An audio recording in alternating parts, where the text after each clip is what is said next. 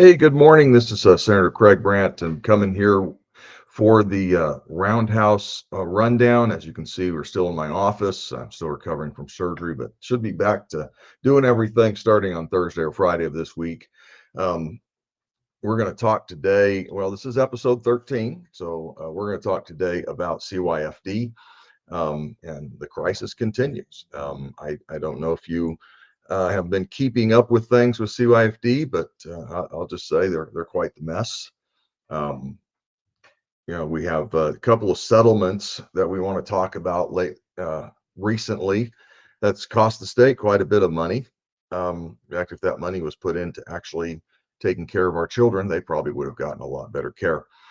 But we have a $5.5 million settlement for wrongful death of 8-year-old Samantha Rubino. Now that case is from 2020. That's when she uh, was murdered. Multiple investigations of abuse from her father were in her CYFD case file. And after her mother passed away, who was her primary caregiver, uh, CYFD gave custody to the father for Samantha and her older brother without even conducting a home visit or completing a safety assessment of the known abuser. So CYFD, in their infinite wisdom, which is none at all, decided that they would give custody of Samantha and her brother to her father after her father had been investigated and was known to be abusive. Now, to me, that does not make sense. Doesn't make sense at all. Why would you knowingly give custody to someone that you know is abusive without even doing a home visit to make sure that at least the home was safe? Although we know the home wasn't safe as long as the father was in it. A few weeks later, Samantha was found deceased in a trash bag in a garbage bin. Think about that for a minute. A few weeks later, she was found dead, put in a trash can and thrown in the garbage. That's how much this man cared about his daughter, as he threw her in the garbage. The autopsy later reported it was blunt force trauma to the head as the cause of death from her father. So that's just one case that to me is not just wrongful death, but that's just complete malpractice, malfeasance, negligence on the behalf of CYFD. They just didn't do their job at all in this situation. Second one is for $4.9 million. This case happened in 2019. Another settlement for wrongful death for a 4-year-old, James Dunkley Cruz. Several reports of documented abuse. On several occasions, he was bruised, living in terrible living conditions, and had obvious sexual abuse, all by men the mother was dating. So here's a 4-year-old who has been left in the mother's custody, even though CYFD knew that the mother was in and out of relationships with boyfriends that abused her son, 4 years old, 4-year-old son, not just physically, but sexually. I don't know about you, but that's pretty disgusting, and that's pretty hard to hear for me. So these are two cases out of many that we just wanted to highlight as the results of CYFD not doing their job. And let's just be clear about that. These cases happened because CYFD didn't accomplish their mission. Their mission is to protect children. There was a letter that was written to Secretary Casadas about 2,000 case backlog and unsafe practices found statewide for youth.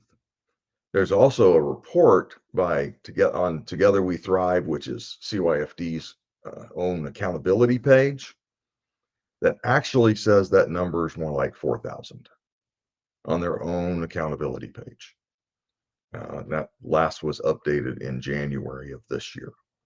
So somewhere between 2 and 4,000 case backlog.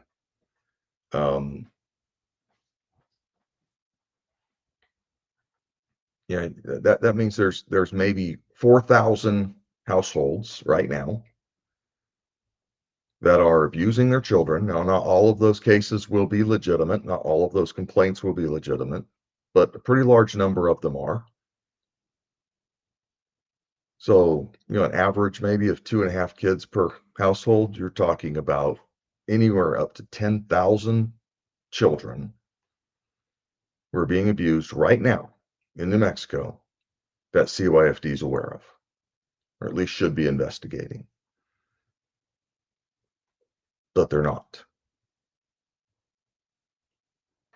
Now, I'm not trying to condemn anyone at the organization, because I think that many of the people at CYFD really do care. That's why they work in that department. That's why they do what they do. I shared on the Senate floor a couple of times this year that my sister is actually a worker of, children's family in California, in Northern California. She works with a lot of the same situations that we see in New Mexico, they have out there, especially in the area that she's at. It's a lower income area of California. And she sees a lot of the same things that we see here. And so I'm able to talk to her a little bit and get a little bit of insider information on how the system works.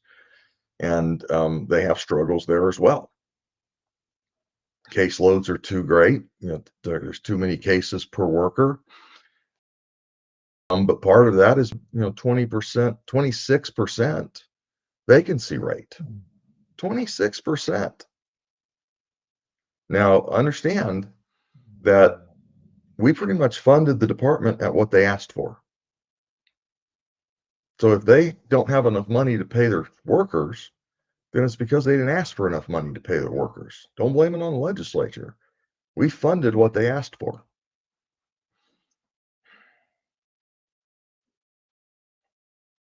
(2023) Kids Count Report is economic well-being for children 49th out of 50th. 24% of children in New Mexico live in poverty. 24%.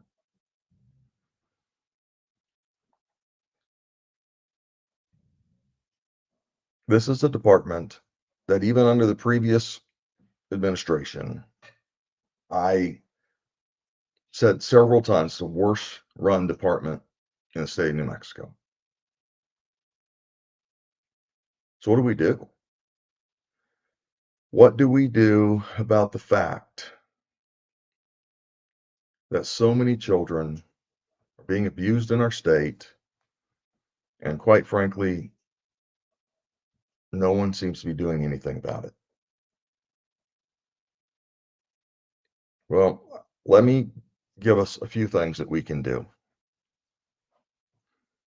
So first of all, we need to demand that CYFD be reformed. We've as legislators, we've harped on it. We've stood on the floor of the Senate and gave long speeches about it.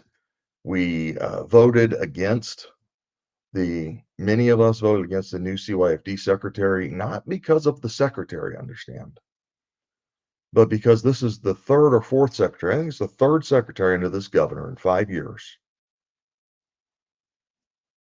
And how much can we really have faith in the governor's appointment to this department when she's blown it twice already?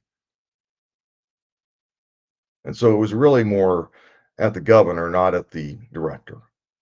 Don't really know the director.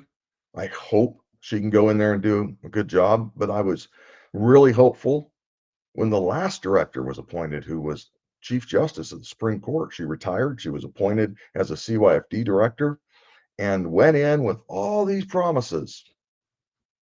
Well, as usual under this governor, promises made, none fulfilled. So what do we need to do? This agency needs to change from the top to the bottom. It's everything about it needs to change.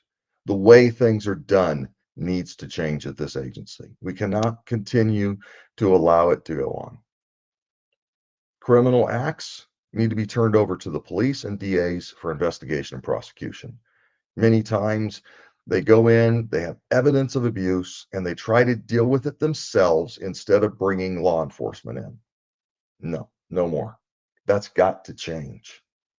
If you have proof,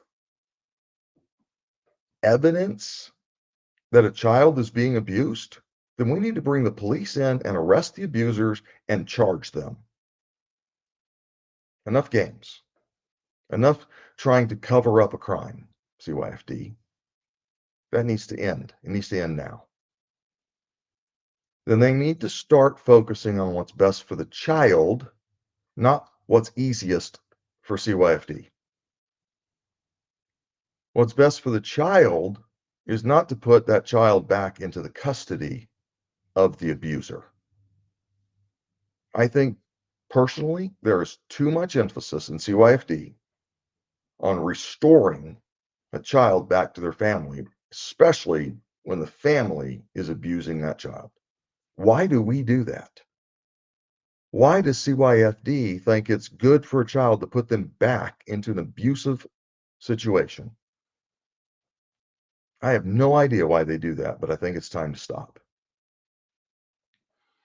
We've tried to force change through legislation only to have it killed in committee.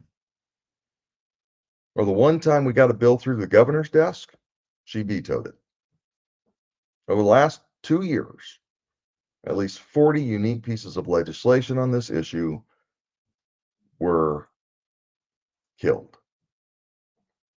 It's time for the majority party in New Mexico to start taking this issue seriously. Or you, the voters, need to vote them out of power. That's how we change it. They either take it seriously or you take it seriously. Some of you, it may be time to change your vote. And I'll tell you what, this issue alone would be enough for me to change my vote. You know, this administration believes they somehow get a reset every time there's a new cabinet secretary. That's ridiculous. It's ludicrous. The governor has had 5 years to reform CYFD, and so far, it has only gotten worse. How many more children must die because of CYFD's failure before Democrats take action? I say there's already been too many. But it's really time for you, the voter, to decide and to act. On November 5th, you get to decide. Is CYFD a big enough issue for you? Is the health, welfare, and safety of our children,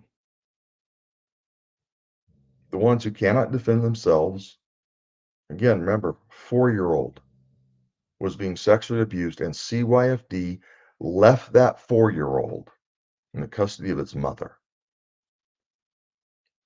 And then that child was murdered. How many more? Until we voters say enough is enough, it's time to change who's in power. It's time to fix the system in New Mexico so no more children die. If you want to get involved, I'm going to give you my email.